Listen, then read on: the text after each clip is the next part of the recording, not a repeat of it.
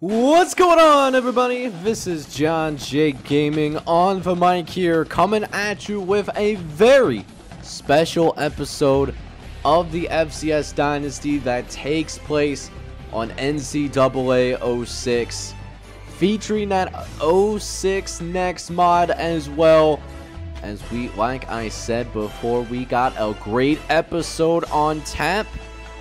Y'all know what time it is. We are going to officially see the 24 teams that will embark on the journey to the FCS National Championship game. It started with 119 teams that believed that they had hopes, they had dreams, they had aspirations of getting to this point, but only 24 teams can get to the FCS playoffs. And guys, it's going to be a really good episode here today, reviewing this entire college football field for you guys. So if you're excited for it as I am, make sure you go ahead, smack that like button, hit that subscribe button, maybe hit that notification bell as well if you haven't done so already.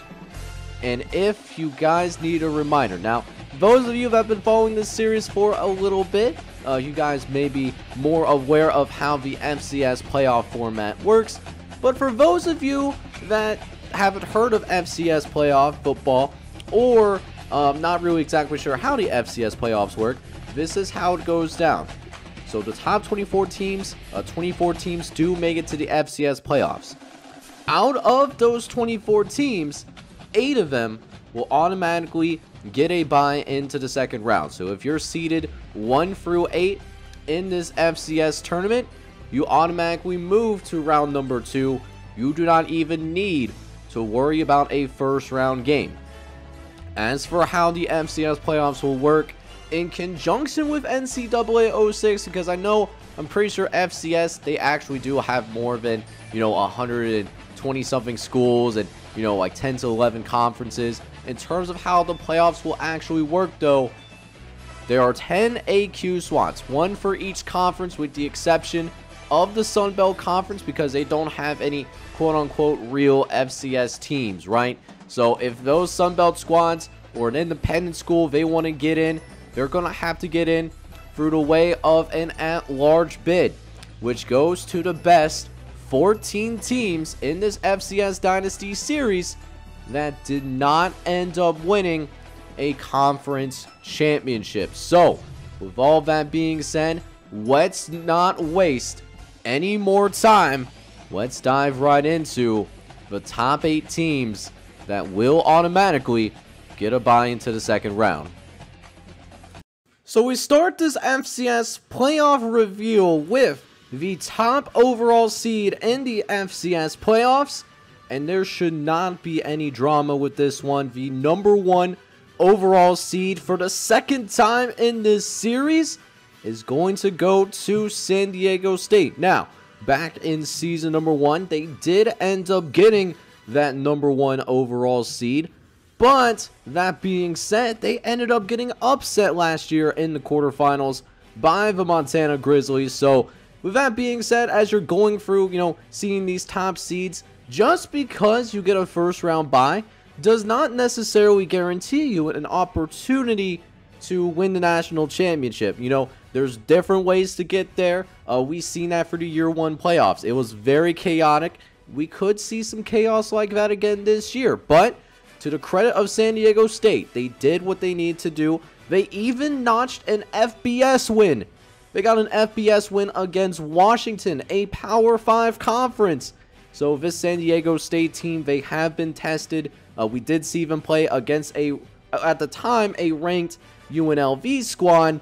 And San Diego State, they definitely are the real deal. It seems like they even had a couple of Heisman finalists for most of the season.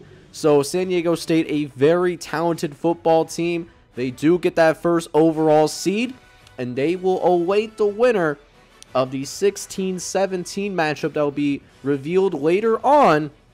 San Diego State, champions of the Midwestern Conference, and they are also the number 1 overall seed in this tournament.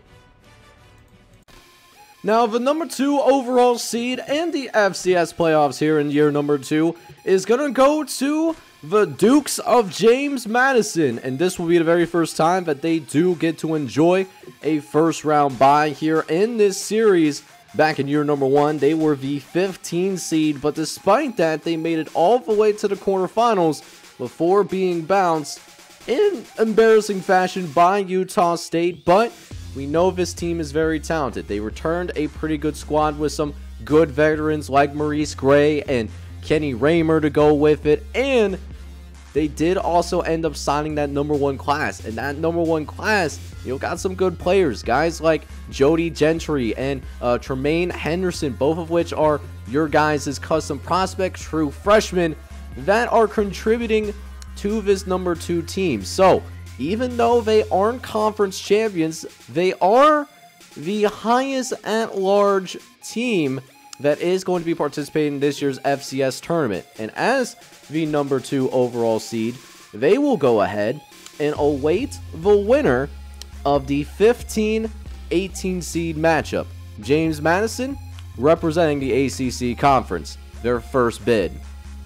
Now, for the second consecutive year, we do see Eastern Carolina garner that number 3 seed in the FCS playoffs. That's where we saw them in year number 1 around this time of the season, and they are there once again with a very impressive record, an 11-1 overall record. They also are champions of Conference USA. Now, Eastern Carolina, they were one of the teams last year that had a top 8 bye, but they were dropped in the second round when they lost a shootout to Eastern Michigan in the second round games. So Eastern Michigan was able to make a little bit of a Cinderella run, but Eastern Carolina, I would argue, they are one of the best teams in the country. They are a B- overall squad, which doesn't sound that impressive on paper, like B-, yeah, whatever, but you gotta think, this is FCS teams that we're talking about, where many of these teams are, D overall, C-ish overall school. So B- is actually the highest that an FCS team has to this point in the series. So Eastern Carolina definitely has one of the deepest rosters, and they are certainly going to be poised to make a deep run, in my opinion. Plus, they have multiple top 25 victories as well. I mean, this was a tough conference to play in this year. You're going to see that as we see more bids potentially from Conference USA. But in the meantime, Eastern Carolina, they're going to enjoy that number 3 overall seed moving in to this year's tournament. And what Eastern Carolina will do, because they are the number 3 overall seed, they will await the winner of the 19-14 matchup that's going to be happening in the first round of the FCS playoffs. Now, of course, I can't have an FCS playoff reveal without the very team that won the national championship back in season number 1, the Kent State Golden Flashes, the champions of the MAC Conference. They will have, I would say, a slightly easier road than what they experienced in year number 1, as they will not even have to go ahead and play in a first round game. Their number 4 seed will guarantee them the opportunity to have a first round bye, and they will get to see who is the winner of the 13-20 matchup that will be seen in the first round matchup, the first round games episode that will be shown currently as we're recording this video. I am planning for Saturday night, but the national champions, what else is there to say, about this team, man? This is a special football team, clearly. They have what it takes to win another national championship, and they will indeed get the opportunity to go for the repeat. Best of luck to Kent State Golden Flashes. But that being said, there is going to certainly be some good competition for that FCS National Championship as we go to the second team in this FCS playoff reveal that did not win their conference championship. The SMU Mustangs quietly, I don't know if I would say quietly, but they do, it seems like they're a little bit underrated going into this thing, but they are the number 5 overall seed, and this is a team that does have some playoff experience. We did see SMU go to the FCS playoffs back in season number 1. They blew out Delaware in the first round before losing to then 5 seed UNLV by 1 possession. So SMU, like I said, certainly got some playoff experience, and they are the second team out of Conference USA that is going to get the opportunity to play in these FCS playoffs here in year number 2. SMU, of course, a very talented team that almost made it to the conference championship game, but because they could not beat Eastern Carolina, that did dash their hopes. But very excited to see what SMU can do in this tournament. Speaking of that Conference USA, though, the University of Central Florida, who at the time also in the conference, does get an invitation to play in the FCS playoffs. Now, although they were also a team that did not get the opportunity to play for the Conference USA championship game, they also had a really good year, and they pushed Eastern Carolina. They provide some really good matchups there, as well as Central Florida, rightfully so, does get their very first opportunity to play for the FCS playoffs, as they were not a team in year number 1 that got a chance to play in the dance. Bars. As Central Florida, they come in with double-digit wins over the course of this year, very close to double-digit wins. Central Florida, as the number 6 overall seed in the FCS playoffs, they will get the opportunity to also be in that first round bye category, as they will await the winner of the 22 and 11 seeded matchup that does occur in the first round.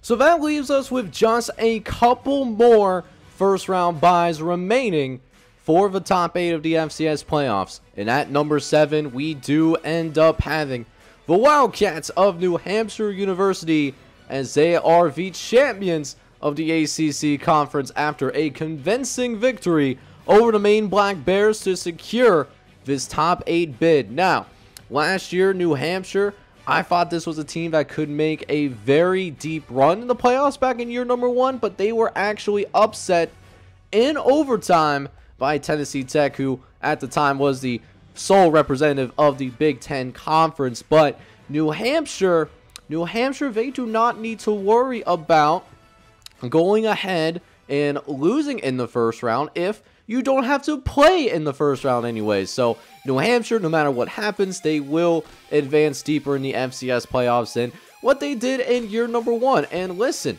aside from what happened in their game against Maine during the regular season, this team has looked really good, especially early on in the year when they played against James Madison. They blew out James Madison at the beginning of the season, and James Madison also got a top 8 bye, as you guys have already seen. So New Hampshire, we'll see what they end up doing in the playoffs, as they are the second ACC team to receive a FCS playoff invitation, and they will go ahead and await the winner between the 23 and 10 seed in the first round of the FCS playoffs. And now the final team that does end up getting an invitation to the FCS playoffs as a top 8 bye squad is the Georgia Southern Eagles. As Georgia Southern, they come in as champions of the SEC after a close game against Northwestern State, who was also ranked in the AP Top 25 as well going into Conference Championship weekend. Georgia Southern, they may be the most controversial team in the top 8, as Georgia Southern, they definitely had their fair share of doubters and haters at the beginning of the year. They were off to a really slow start. They lost to Towson early. They also lost to UCF, as well as Northwestern State in the regular season. At one point, they were 3-3, and it wasn't even sure if they were going to make the playoffs, let alone be a squad that gets a top 8 team. But they pulled themselves together, and when it comes to these playoff formats that have this many teams in it, it's not always about how you start necessarily, although starting well certainly helps those playoff chances, but how you finish leaves a bigger impression. And oh boy, did Georgia Southern, did they do just that, as they end up winning 6 consecutive games. coming into this FCS playoff tournament, as they are now considered one of the hottest teams in the FCS right now, and they are going to await the winner of the 9-24 matchup. SEC, its first bid, and Georgia Southern is going to represent as its conference champion. So that does end up wrapping up the first 8 teams that are going to be revealed here in the FCS playoffs, and now we know all of the bye teams are. However, in terms of the first round, we still don't know who the first round matchups are, and that's a pretty big deal, because if you're not featured in this FCS playoffs tournament, something that I do need to point out, I don't know if I explained it that well back in year number 1 doing this playoff review.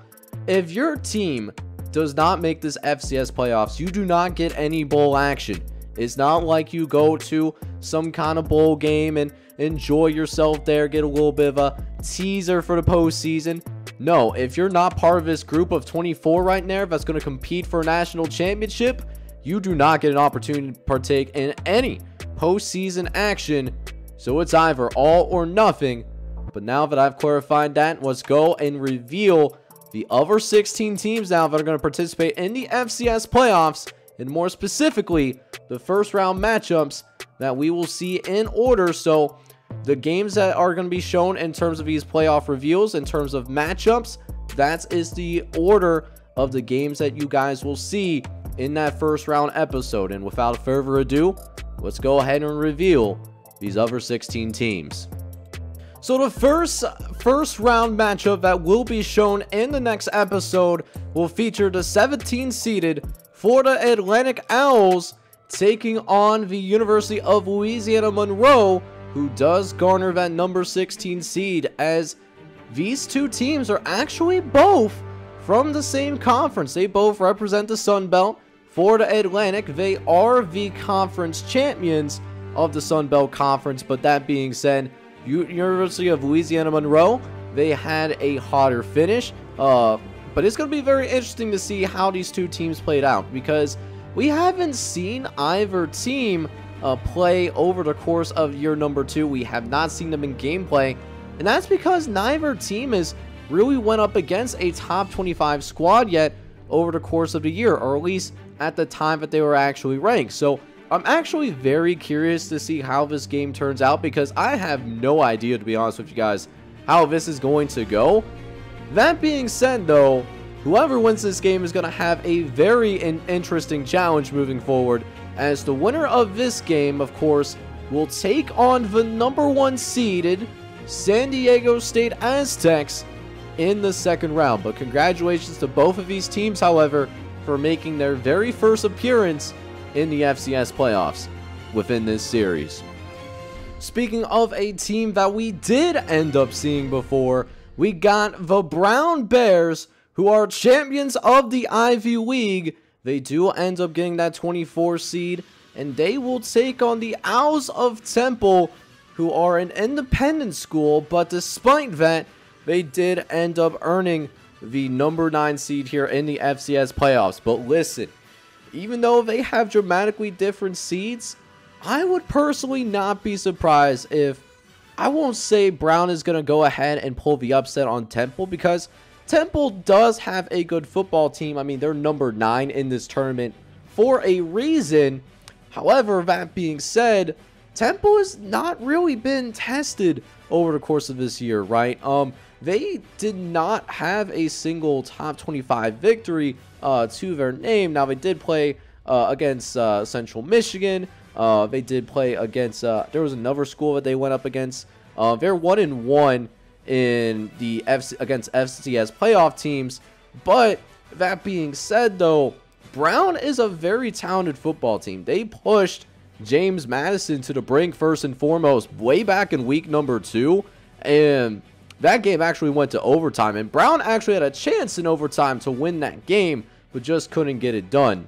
They did, however, they played against, I believe it wasn't Tennessee State, it was Tennessee Tech, and they blew out Tennessee Tech. So, you know, Brown we saw a couple of times in non-conference play, and it's a talented squad. They're a well-disciplined squad. They're not going to beat themselves very often. So Brown may be the 24th seed, but I would actually not be too surprised if they end up beating Temple and move on to the second round, where they would go against Georgia Southern if that scenario does end up playing out. That being said, though, should be a very exciting matchup that we'll keep our eyes out for in the first round. Up next, in terms of the first round matchups, we have Tennessee State going up against South Carolina State, as this would be the 2013 matchup that we would see in the first round. Now, Tennessee State ended up with a pretty solid regular season of 9-2 overall. One of their losses going to New Hampshire, which is definitely understandable, but I think the one loss that definitely held them back in terms of overall rankings was their loss to Indiana State. It was seen as a head scratcher at the time. Not only losing to Indiana State, they got blown out by Indiana State. The Sycamores at that point, they had the longest losing streak in college football, and Indiana State just blew them out of the water. So Tennessee State from there on out was playing catch up, but good news for them, they did end up winning the Big Ten championship. They got the automatic bid, and 9-2 is still a really good year, as is South Carolina State, who did also finish 9-2. Granted, South Carolina State's schedule has a couple of caveats. They did not play up against New Hampshire, and they did not play up against James Madison in ACC conference play. Yet despite that, they were still unable to go to the conference championship. They lost to Delaware, when Delaware had that really slow start to begin this season. And then we saw this in gameplay as well, we saw them lose to Maine. So, that being said, South Carolina State, I'm not fully convinced on, even though they're a 9-2 team. But you can also say the same thing for Tennessee State, as both of their losses did also come courtesy of the blowout. So it's going to be really interesting to see whichever team comes out more focused, I think is going to end up winning this game. Moving on to the second round, the second round, where they would go up against Kent State in the round of 16. Because from a talent perspective, I don't think either team necessarily is going to have an edge, and it's going to be a very intriguing matchup to watch. Following the 2013 matchup, we will have the 21 seed go up against the 12 seed with Eastern Michigan. Representing the MAC Conference, they do end up getting the number 21 seed. They barely sneak in as an at-large. They're one of the last at-large teams to make it into the FCS playoffs. They will take on the number 12 seed, Southeast Missouri State. Now, Southeast Missouri State did end up losing a couple of games in Big Ten conference play, but they got some pretty marquee wins, or at least at the time. They blew out Montana. That was a really big deal at the time, and for the most part, they handled their business within Big Ten conference play. They've been on a hot streak as of late as well, so they surged all the way up to that number 12 seed as an at-large school, as they could not catch Tennessee State. So Southeast Missouri State, they are one of two teams that did receive a invitation for the FCS playoffs, and this will be their first playoff appearance. Eastern Michigan, meanwhile, is making their second playoff appearance, and they are the national runners-up, as they did end up losing to Kent State in the national championship game back in year number 1. As for who the winner of this game would play in the second round, they would go up against SMU, the number 5 overall seed, whoever ends up winning this matchup between these two teams. Speaking of the MAC Conference, we actually have two MAC teams play up against each other in the first round here, as both schools are making their first FCS playoff appearance in this series. Number 18 is going to go to Central Michigan. They will get in as an at-large. They did finish with a pretty solid record. They finished 8-3 with all 3 of their losses going up against top 25 opponents that we did end up seeing in conference, or at least for the most part in gameplay. The exception being the Temple game. They did play up against Temple and lost that game as well. They go up against Ball State, who they do not get the opportunity to get a top 8 seed because they couldn't get the job done against Kent State in that MAC championship. But despite that late loss, they still enjoy a number 15 overall seed, which I'm shocked that they dropped them that much because they played against the defending national champions. But I do have no influence over the polls, at least within NCAA 06. So Ball State gets this number 15 seed, and definitely a rough draw because Central Michigan, they know this team for the most part, as they are conference opponents. As for who Ball State would go up against, or Central Michigan, depending on who ends up winning this game, of course, they would go up against the number 2 seeded James Madison squad, who has that playoff experience, and like I mentioned before, the number 1 recruiting class back in year number 1. So whoever wins this game is going to have a tough date in the second round.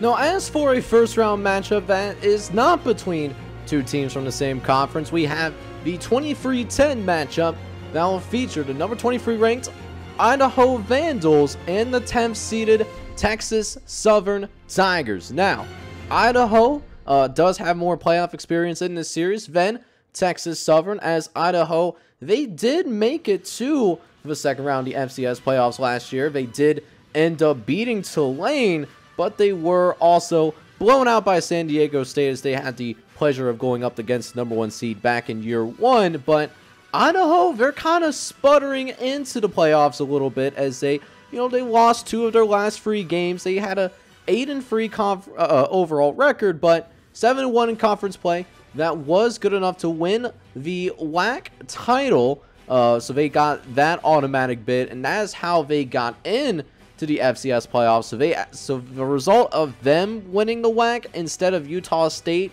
that actually does end up stealing a bid from somebody.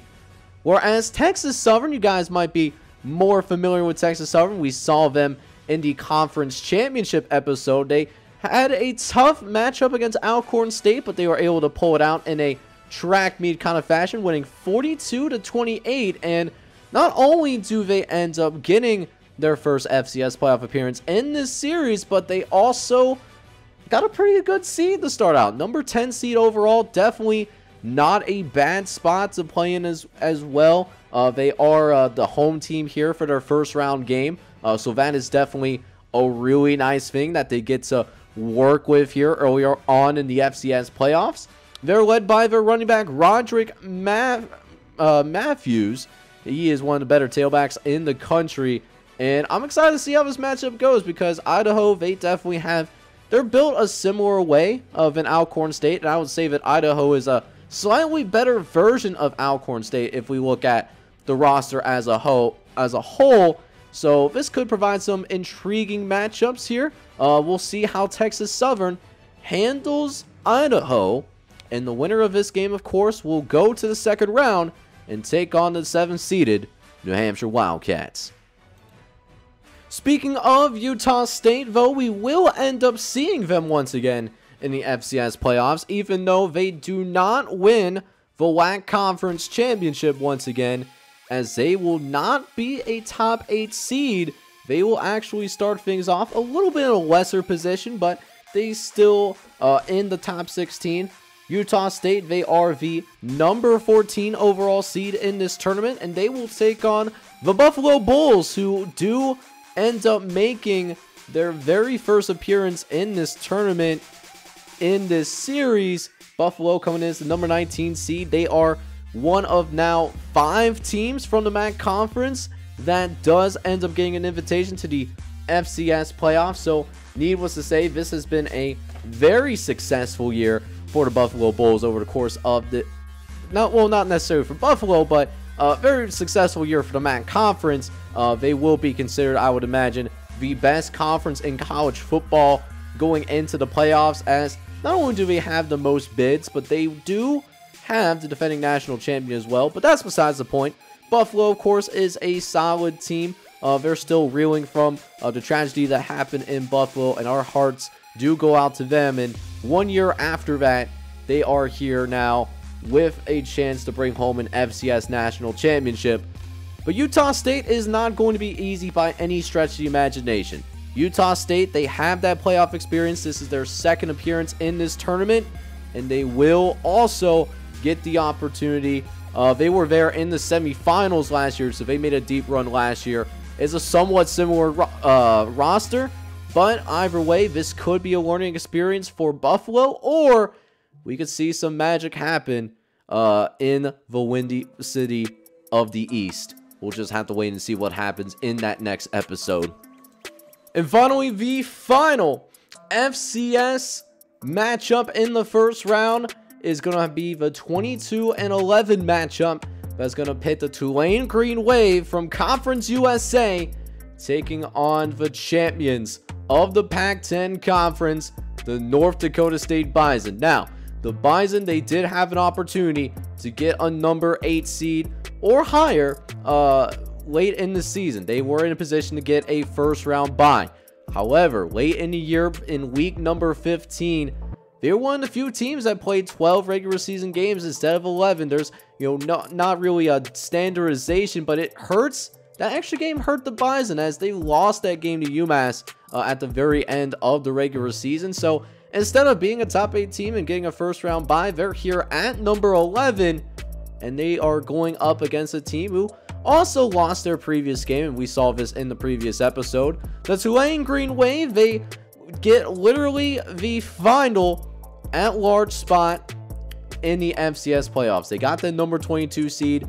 They could have had a lower seed, but what ended up happening is the other, seeds 23 and 24, they went to AQ qualifiers. So Tulane is literally the last team in, and they are reeling off of a blowout loss to Eastern Carolina, where the Pirates, they ended up dropping 50 on their heads. So, Tulane, they got to go back to the drawing board, and they got to go back to face a team that, likes to really pound the rock. They like to control the time possession.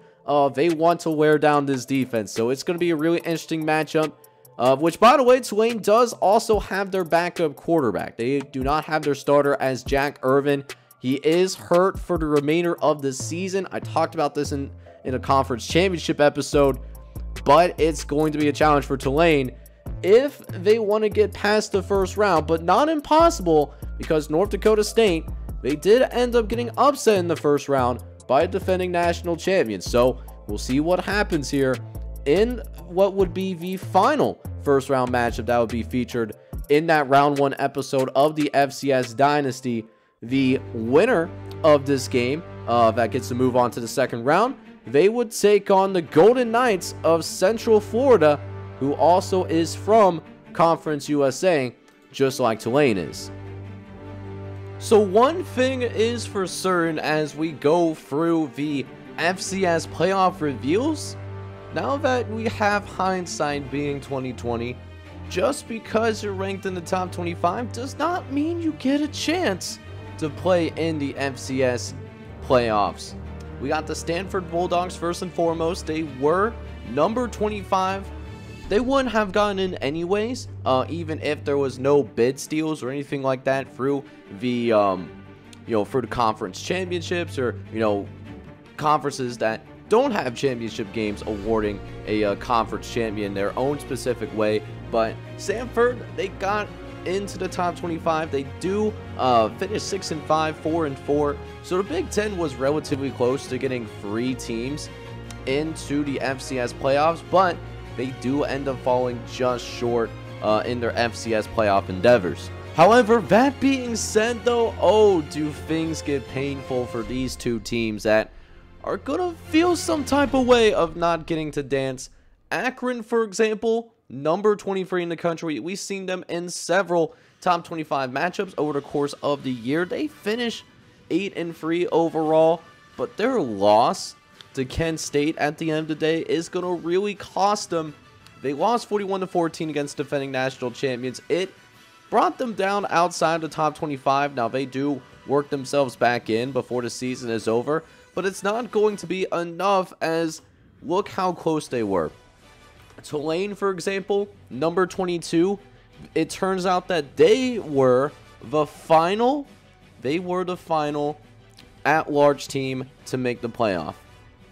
Akron was the first team out, or at least the last team out, I should say. a very, very tough pill to swallow for the Akron Zips, as they were part of the FCS playoffs in year number 1, but here in year number 2, they're going to be sending this one home. As for another team that could have felt some type of way of not getting in, North Carolina A&T State, they actually do work themselves up to number 24, even though they did not participate in the conference championship weekend. ACC was a tough conference. It was very much possible, even now, very close to getting 4 teams into the FCS playoffs. That would be a very good year for the ACC. They still end up with 3, but North Carolina A&T, they were very close to getting over their top. Leading receiver, by the way, Randolph, true freshman, one of your guys' custom players. And just to keep things 100, Tim Byers, he's the quarterback for the Aggies of North Carolina A&T. He has 13 passing touchdowns, 11 of them went to this kid. So I was hoping that we could see him be that red zone threat. They do finish on the high note. They do beat Delaware State in their final game, and that does push them above 500. I'm actually kind of surprised that both North Carolina A&T and Sanford were as close as they were, given that they were 6-5, because there were some teams that were receiving votes that, you know, had considerably better seasons, objectively speaking. North Carolina State, you know, they finished 9-3. Montana, you know, they were in the hunt for a Pac-10 championship. They definitely blew it in those last few weeks of the season. Northern Arizona had a good year. They finished 8-3. Alabama State was much improved. They're a 7-4 squad. Western Carolina, they had a really good football team. I would venture to say they had one of the best teams on paper, but their starting quarterback, why they fell off towards the end of the year, their starting quarterback very early in the year suffered a season-ending injury, and their backup was like a high 50s, low 60s overall kind of guy. So Western Carolina, they still had a good year, 8-3, but that will not be enough to get into the FCS playoffs. And of course, we saw Alcorn State play in the previous episode in those conference championship games, trying to beat Texas Southern. They couldn't do it, and while Alcorn State is receiving votes, they will not be able to secure an at-large bid to the FCS playoffs. So for the Alcorn State Braves, and particularly for the FCS Player of the Year, they are going to have to sit this one at home, as Alcorn State, they're going to have to continue to look for their first FCS playoff appearance in this series.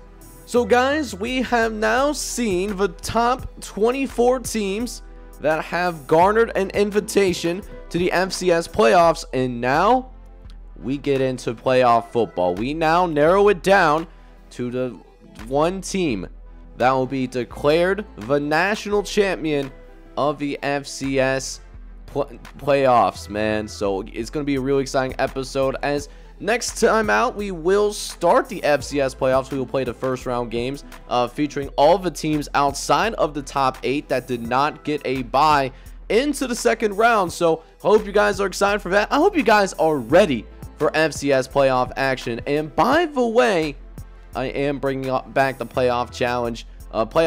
You know, of course, one of those challenges, man, where if you win the challenge, you guys will end up winning a free OG tier level prospect, whereas the second place person does end up with a day 1 tier level prospect for free, without having to sign up for the channel membership program. Although if you are interested in that, definitely check that out in the description. But I will leave a link to the playoff challenge as a pinned comment. But until then, I hope you guys are excited for it, and if you are, make sure you go ahead, smack that like button, hit that subscribe button if you do happen to be brand new to the channel, and I will see you guys Saturday night as we will get the first round of the FCS playoffs officially underway. But until then, I hope you guys are all out there having a good one. Take care, everybody.